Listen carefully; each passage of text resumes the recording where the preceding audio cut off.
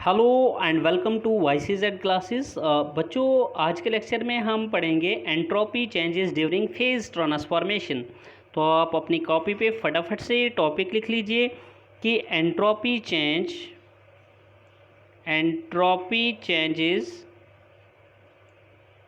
During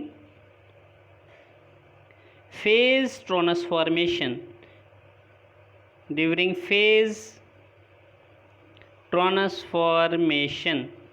देखो बच्चों, phase transformation का मतलब हो गया कि जब कोई सब्सटेंस जो है, जब कोई मैटर जो है वो चेंज हो रहा होता है एक स्टेट से दूसरे स्टेट में, यानी अगर वो सॉलिड है तो वो लिक्विड में चेंज हो रहा है, यानी अगर वो स्टेट ऑफ मैटर लिक्विड में है तो वो गैस में हो रही है चेंज, तो इसको हम कहते हैं अपना फेज बदलना।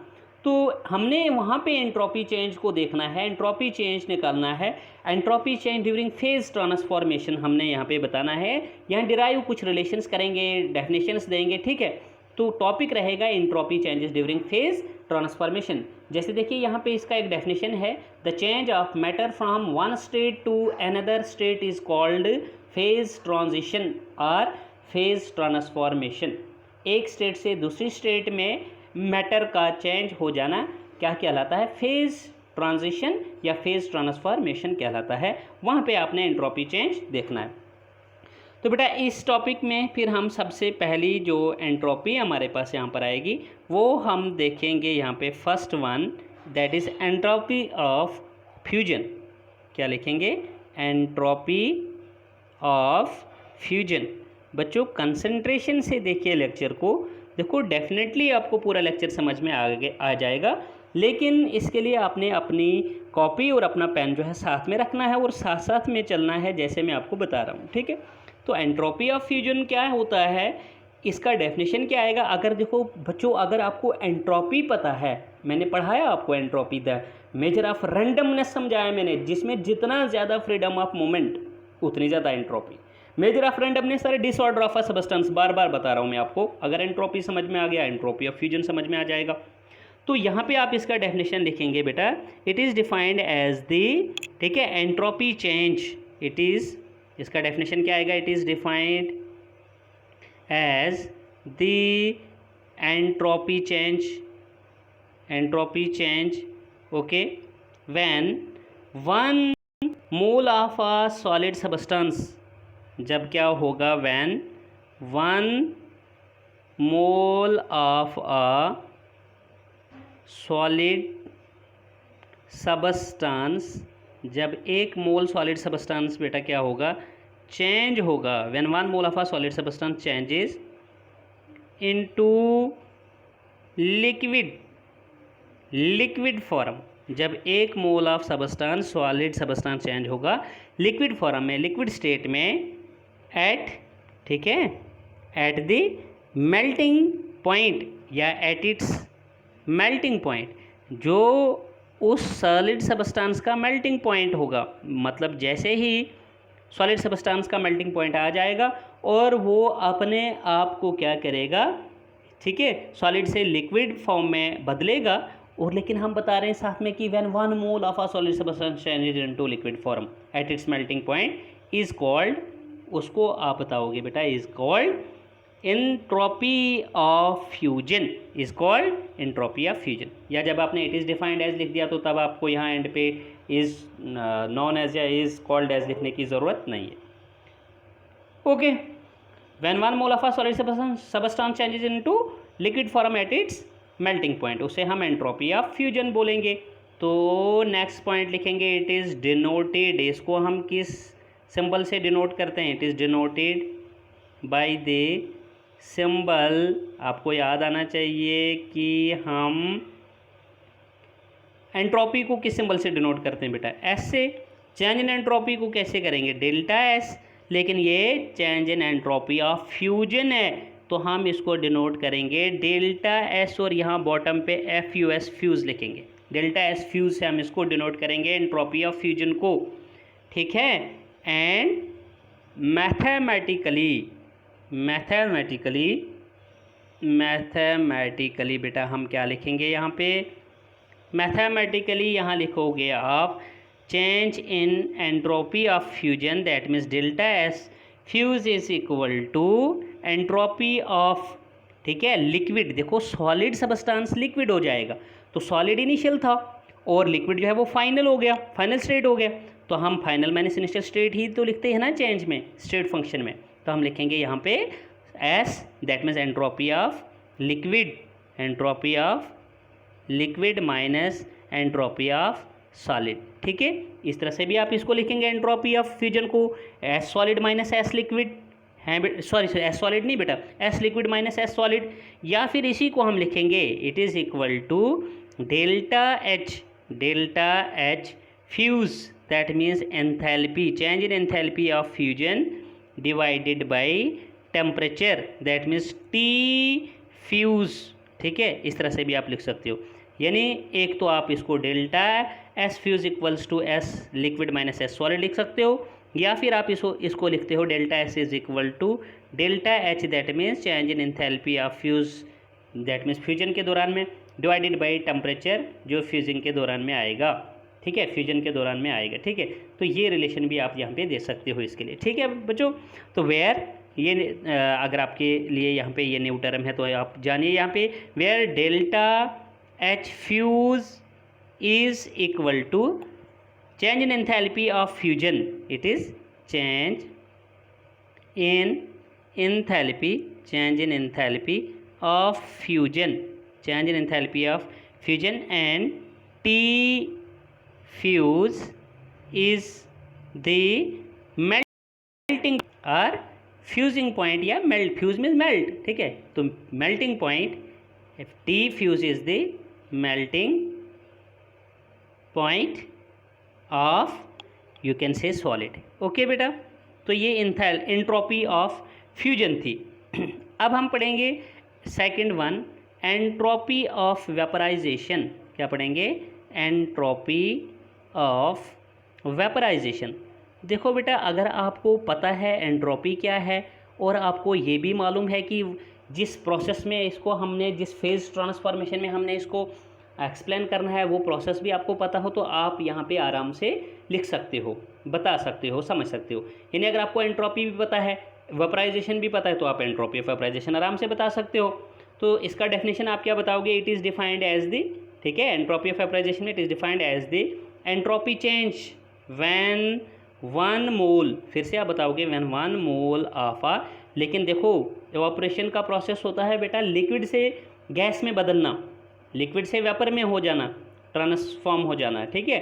तो when 1 mole of a liquid, when 1 mole of a liquid, जब 1 मोल लिक्विड जो है वो चेंज हो जाएगा, changes into vapour, into vapour state या गैसियस स्टेट, वेपर स्टेट बोलो या गैसियस स्टेट बोलो, एट कहाँ, किस पॉइंट पर बेटा? इस टेम्परेचर को क्या बोलोगे आप? At its boiling temperature, at its boiling point, simply बोलेंगे एट इट्स बॉइलिंग पॉइंट। यानी जब लिक्विड का बॉइलिंग पॉइंट आ जाएगा तो उस समय वो गैस भी एग्जिस्ट करता है और लिक्विड भी, जैसे कि आपको मालूम है। तो जैसे बॉइलिंग वो, यानी लिक्विड जो है वो वेपर में, गैस में बदलेगा अपने बॉइलिंग पॉइंट पे, जैसे ही उस लिक्विड का बॉइलिंग पॉइंट आ जाएगा। तो it is defined as the entropy change when 1 mole of a liquid changes into vapors or gases at its boiling point or boiling temperature, okay, it is denoted by, इसको हम किस symbol से denote करते हैं? it is denoted by this symbol बेटा, delta S से तो change in entropy को लिखते हैं, लेकिन एंट्रोपी चेंज ऑफ वेपराइजेशन है तो delta S vap, delta S VAP vap bottom पे लिखेंगे डेल्टा एस सिंबल को, तो इसको हम एंट्रोपी ऑफ वेपराइजेशन पढ़ेंगे यहाँ पे, ठीक है। तो इस सिंबल से हम इसको डिनोट करेंगे। मैथमेटिकली इसको कैलकुलेट कैसे करेंगे? तो आप लिखोगे यहाँ पे बेटा, mathematically entropy change of vaporization, and यानी एंट्रोपी ऑफ वेपराइजेशन जिसको हम सिंपली बोलेंगे delta S vap is equal to, ये एक एंट्रोपी स्टेट फंक्शन है। तो यहाँ पे प्रोसेस क्या हो गया? इनिशियल फाइनल बेटा, ये इनिशियली प्रोसेस जो हमारा सब्सटेंस था वो था लिक्विड, फाइनल वो गैस में हो गया था कन्वर्ट, तो हम बोलेंगे एस, ठीक है, एस वेपर या एस गैस बोल सकते हो, माइनस एस, ठीक है, लिक्विड। तो S vapour minus S liquid, S vapour मतलब entropy of vapour minus entropy of liquid, उसी को आप लिखोगे equals to delta H vap enthalpy of vaporization upon T temperature, absolute temperature यानी बॉइलिंग टेम्परेचर, टी भी लिखेंगे। यानी में यहाँ पे आप इस तरह से लिखेंगे डेल्टा एस वेप जो है एंट्रोपी ऑफ वेपराइजेशन को बेटा आप इस तरह से भी लिख सकते हो, एक तो ये S vapour minus S liquid लिखेंगे, या फिर आप लिखेंगे इसको डेल्टा एच वेप अपॉन टी और बी लिखेंगे, यानी बॉइलिंग टेम्परेचर, ठीक है। तो ये आपका रिलेशन रहेगा इसका यहाँ पे एंट्रोपी ऑफ वेपराइजेशन का। तो यहाँ पे आप लिखेंगे वेयर डेल्टा एच, ठीक है, वेप टू, ये क्या रिप्रेजेंट करता है, enthalpy, enthalpy of delta H vap represent करता है enthalpy of vaporization, enthalpy of vaporization, and T B is equal to boiling point और boiling temperature of liquid, you can say, ठीक है बेटा। तो ये था एंट्रोपी ऑफ वेपराइजेशन। इसी तरह से थर्ड फेज ट्रांसफॉर्मेशन एंट्रोपी की हम पढ़ेंगे, entropy of sublimation, entropy of sublimation. तो बेटा काफ़ी आसान है, एंट्रोपी हमें पता है, सब्लिमेशन भी हमको पता है, process of conversion of solid into gas directly without changing into liquid. Sublimation ऐसा प्रोसेस होता है जिसमें सॉलिड डायरेक्टली गैस में बदलता है। तो यहाँ एंट्रोपी चेंज आपने बताना है, तो आप बताएंगे it is defined as the entropy change when, या आप खुद से लिख लीजिए, it is defined as the entropy change when 1 mole of a solid, when 1 mole, बेटा 1 mole of a solid changes directly, ये वर्ड लिखेंगे आप यहाँ पे, when 1 mole of a solid changes directly into vapour, into vapour लिखिए, into vapour or gas. जब 1 mole of substance directly change होगा vapours में या गैस में, एट किस टेम्परेचर पर बेटा, at a particular temperature, at a particular temperature हो गया कि जो टेम्परेचर उस समय पे देखने को मिलेगा, उस टेम्परेचर पे जब एक substance 1 mole of solid substance जो है वो डायरेक्टली गैस यानी डायरेक्टली वेपर में कन्वर्ट होगा, तो तब जो एंट्रोपी चेंज आएगा उसे हम एंट्रोपी ऑफ सब्लिमेशन बोलेंगे।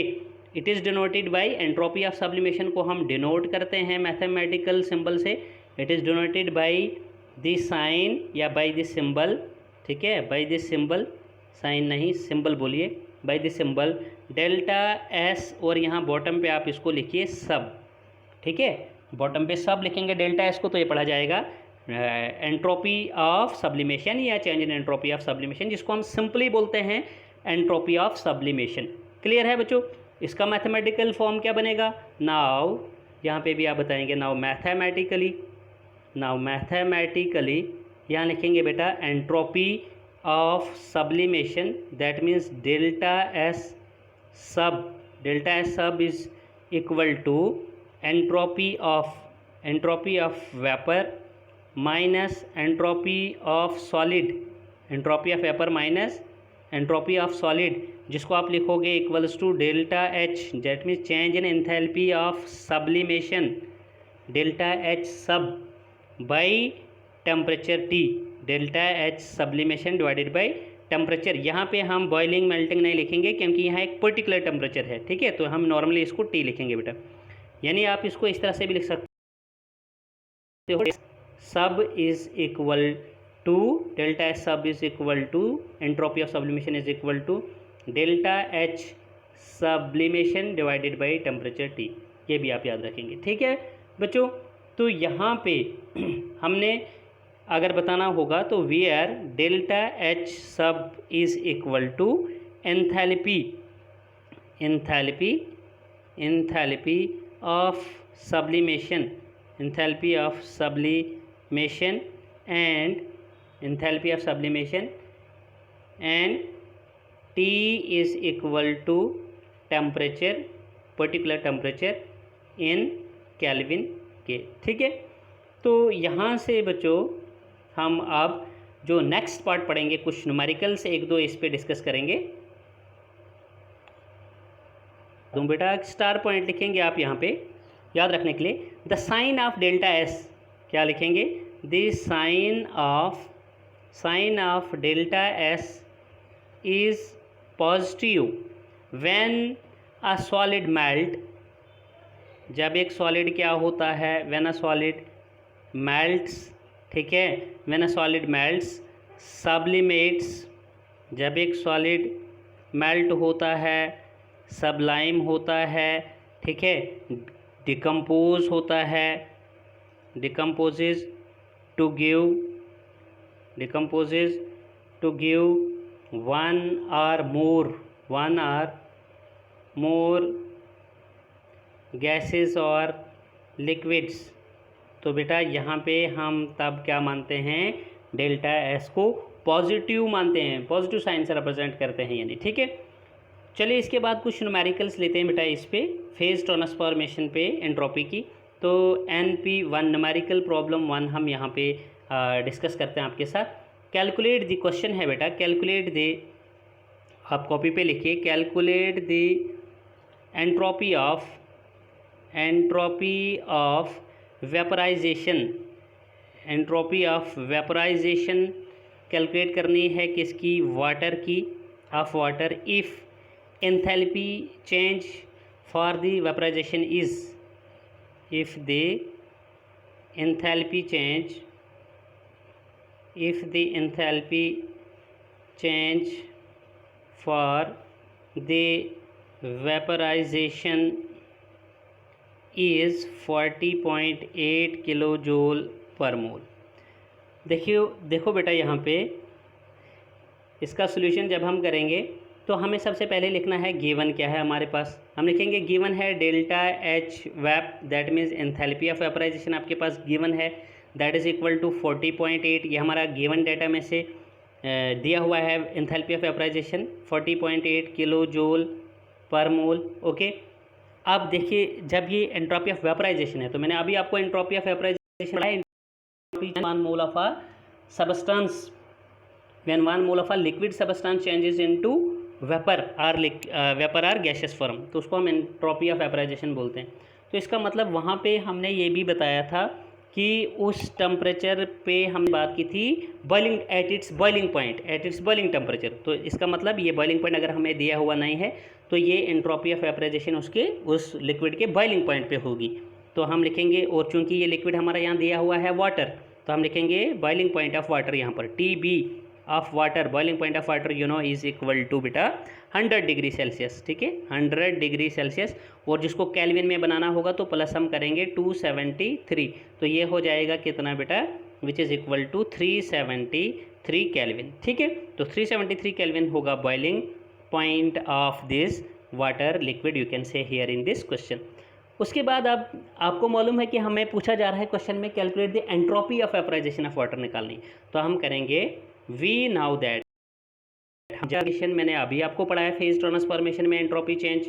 वी नाउ दैट, देखिए एंट्रोपी ऑफ वेपराइजेशन का रिलेशन यहाँ लगेगा, तो मैंने आपको पढ़ाया था delta S vap means entropy of vaporization is equal to, वहाँ पे मैंने लिखवाया था आपको S vapour minus S liquid भी लिखा था, लेकिन यहाँ पे मैंने बताया था इंपॉर्टेंट है न्यूमेरिकल्स के लिए, डेल्टा एच वेप यानी enthalpy of vaporization divide by TB यानी बॉइलिंग टेम्परेचर, ये रिलेशन लगेगा बेटा। देखो अब क्वेश्चन में आपको delta H vap change in enthalpy दी हुई है, बॉइलिंग पॉइंट भी अभी मैंने बताया आपको कि वाटर का बॉइलिंग पॉइंट 100 डिग्री सेल्सियस है, तो डेल्टा एस वेप जो है एंट्रोपी ऑफ वेपराइजेशन आप इस रिलेशन से आसानी से निकाल सकते हैं। तो यहीं पे आप लिखिए दिस इम्प्लाइज डेल्टा एस वेप हमने कैलकुलेट करना है इक्वल्स टू डेल्टा एच वेप आपका दिया हुआ है, और वो कितना है बेटा? वो है 40.8, ठीक है, 40.8 किलो जूल पर मोल है। तो किलो, इसको हम थोड़ा सा सिम्प्लीफाई करते हैं, हम एक किलो को आपको मालूम है कि 1000 होता है, ये बराबर अगर 1 किलोग्राम है 1000 ग्राम वगैरह है ना, तो हम इसको यहाँ लिखेंगे 10⁻³ जिसको आप मानोगे 1000। तो लेकिन साथ में फिर लिखेंगे किलो के बजाय हम जूल पर मोल, जैसे किलो जूल पर मोल था ना, अब हम लिखेंगे जूल पर मोल। थोड़ा सिंपल कर दिया इसको। और डिवाइड करेंगे बेटा हम इसको किसके साथ, temperature TB, that means boiling temperature और बॉइलिंग पॉइंट, और वो अभी मैंने आपको कैलकुलेट करके दिया, वो है 373, ठीक है, यानी वाटर का बॉइलिंग पॉइंट। 100 डिग्री सेल्सियस को ही हम कैल्विन में 373 कैल्विन कहते हैं, ठीक है बच्चों। तो इसको जब हम सिंप्लीफाई करेंगे प्यारे बच्चों, तो ये हो जाएगा हमारे पास कितना, देखो मैं यहाँ पे आपको बताता चलूँ कि आप इसको थोड़ा इस तरह से कीजिए बेटा।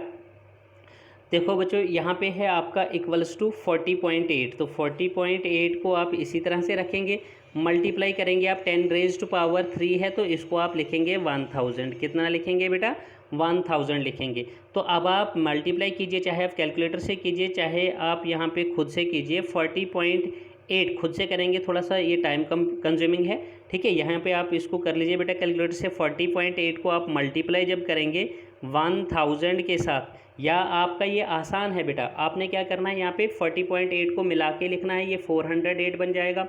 इसको मल्टीप्लाई 1000 के साथ आपने सीधे सीधे कितने ज़ीरोज़ अटैच कर देने हैं, 3 ज़ीरोज़। अब देखो 40.8 था, तो यहाँ पर कितने पॉइंट के बाद डेसिमल था, इशारे था 1 पॉइंट, तो आप लिखेंगे सीधा सीधा यहाँ पे बेटा 1 0 के बाद आप यहाँ पे पॉइंट दे देंगे, ठीक है। फिर ये आपका बच जाएगा, यानी 408 के साथ 2 ज़ीरो, यहाँ तक बचेगा ना ये, तो ये आ जाएगा आपके पास कुछ इस तरह से, फिर इक्वल्स टू 40800, और डिवाइड बाई करना है अब आपने इसको 373 के साथ। तो फाइनली आप इसको यहाँ पे इस तरह से लिखोगे 408, ठीक है, 00 डिवाइड करेंगे आप 373 के साथ। अगेन देखिए आप 40800 डिवाइड करेंगे आप 373 के साथ बेटा, ये हो जाएगा इक्वल्स टू, ये आया आपके पास, जब आप एक्चुअली आप भी करेंगे इसको, चाहे कैलकुलेटर पे करें या खुद से करें, ये आ जाएगा बेटा 109.383 तक, up to 3 place of decimal मैंने लिया इसको, तो 109, ठीक है, 109 पॉइंट समथिंग। तो देखो ये 109.384 है, इसको राउंड ऑफ करके आप बोलोगे 109 पॉइंट, अगर एक ही डेसिमल प्लेस तक बोलना है तो 109.4 आप बोल सकते हो बेटा इसको आप। तो ये क्या है 109.4, ये तो है आपकी एंट्रोपी ऑफ वेपराइजेशन जो आपको पूछी जा रही थी। तो यू नो बेटा एंट्रोपी ऑफ वेपराइजेशन का यूनिट जो होता है वो जूल पर मोल ही आएगा, ठीक है। ऊपर था न्यूमरेटर वाली साइड पे आपका था, ये एक्चुअल बता रहा हूँ 40.8 × 10⁻³ जूल पर मोल था, नीचे था डिवाइडेड बाई टेम्परेचर T के साथ यूनिट आ गया कैल्विन। तो जब कैल्विन को आप ऊपर लेके जाएंगे लास्ट पे रहेगा पर कैल्विन होगा, लेकिन ये आ जाएगा पहले आपके पास जूल पर मोल, ठीक है, जूल पर कैल्विन पर मोल, क्या आएगा, जूल पर कैल्विन पर मोल आएगा, जूल पर कैल्विन पर मोल इसका यूनिट रहेगा 109.4 जूल पर कैल्विन पर मोल। यानी क्या कैलकुलेट किया बेटा ये आपने, यही आपकी एंट्रोपी ऑफ वेपराइजेशन है यहाँ पे वाटर की, ठीक है। Hence the required entropy of vaporization of water in this question is equal to 109.4 joule per kelvin per mole. बेटा होप कि ये क्वेश्चन आपको समझ में आ गया हो बेटा, काफ़ी इंपॉर्टेंट क्वेश्चन है, आना चाहिए आपको ये। तो देखो यहाँ पे हमें फेज ट्रांसफॉर्मेशन में एंट्रोपी चेंज का रिलेशन जो है वो यूज़ हुआ, ठीक है। इसी तरह से बेटा एक और क्वेश्चन करते हैं आज हम, फिर बाकी आप क्वेश्चन इसी तरह से प्रैक्टिस कर सकते हैं। अब देखिए बेटा यहाँ पे एक क्वेश्चन है नेक्स्ट न्यूमेरिकल NP2, आप लिखेंगे न्यूमेरिकल प्रॉब्लम 2 इस पे 30.4 डाटा नोट कीजिए आप, 30.4 किलो जूल पर मोल, ठीक है, 30.4 किलो जूल पर मोल, ठीक है, हीट जो है वो रिक्वायर्ड है, यानी हीट एनर्जी जो है ये रिक्वायर्ड है, इतनी 30.4 kilo joule per mole heat energy is required to melt, किसको मेल्ट करने के लिए, to melt 1 mole of NaCl, यानी 1 मोल ऑफ NaCl को मेल्ट करना है, तो 30.4 किलो जूल पर मोल एनर्जी जो है वो रिक्वायर्ड है बेटा, ठीक है। इफ़ यहाँ पे हम कहते हैं कि इफ़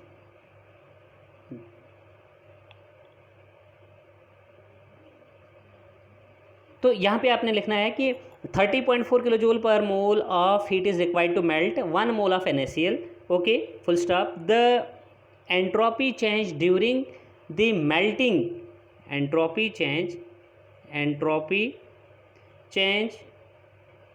ड्यूरिंग मेल्टिंग के दौरान में जो एंट्रोपी चेंज दिया हुआ है वो है बेटा 28.4, कितना है 28.4 जूल पर मोल पर केल्विन, ठीक है, जूल पर मोल पर केल्विन या जूल पर केल्विन पर मोल, ऐसे भी आप लिख सकते हैं, ठीक है, जूल पर मोल पर केल्विन या जूल पर केल्विन पर मोल, ठीक है, ये है हमारे पास। अब calculate the melting point of NaCl। अब सवाल देखिए क्या पूछा जा रहा है बेटा, सवाल पूछा जा रहा है कैलकुलेट कीजिए, कैलकुलेट द मेल्टिंग पॉइंट, अपने मेल्टिंग पॉइंट निकालना है किसका, NaCl का। तो काफ़ी इंपॉर्टेंट क्वेश्चन है ये। चलिए इसका सोल्यूशन करते हैं बेटा। तो सोल्यूशन में सबसे पहले आपको मालूम है कि मैं आपको बताऊंगा, पहले गिवन लिखिए, क्या चीज़ गिवन है आपको।